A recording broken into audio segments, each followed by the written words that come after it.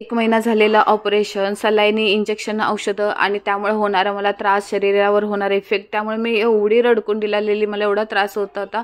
मला असा मोकळा श्वास घ्यायचा होता. फक्त घर ते हॉस्पिटल माझं एवढंच चालू होतं. कारभारी बोलले तुला कुठेतरी 1 दिवस फिरायला पाठवतो म्हणजे तुझं डोकं शांत होईल आणि मन पण हलकं होईल. आणि तसंच मी ठरवलं 1 दिवस बाहेर फिरायला जायचं. आणि हा ड्रेस आहे ना, मी स्वतःसाठी बोलतात ना सेल्फ गिफ्ट घेतलेला आहे. मी माझ्या यूट्यूबच्या पेमेंटमधून सर्वांसाठी काहीतरी छोटी मोठी गिफ्ट घेतली, पण मी स्वतःलाच काय घेतलं नव्हतं. तर हे माझं पहिलं गिफ्ट हे स्वतःसाठी आहे. एका ताईने मला विचारलेलं, नीलम तू हेअरस्टाईल कशी करते मला सांग. तर आहे ना असं काही नाही, मला हेअरस्टाईल जास्त येतच नाहीत. त्यामुळे मी फक्त मधून भांग पाडते आणि दोन्ही बाजूने थोडीशी केस घेते आणि समोर एक छोटासा आकडा म्हणजे छान दिसायला. आणि आपण छोटासा आंबुडा कसा घालतो तसा आंबुडा वरती घालते, केस फुगवते आणि फुलपाखरूवाला चाप लावते म्हणजे असं उठून दिसायला. मला एवढंच येतं, बाकी काय येत नाही. आणि ही हेअरस्टाईल साडी, ड्रेस, जीन्स कशावर पण सूट होते.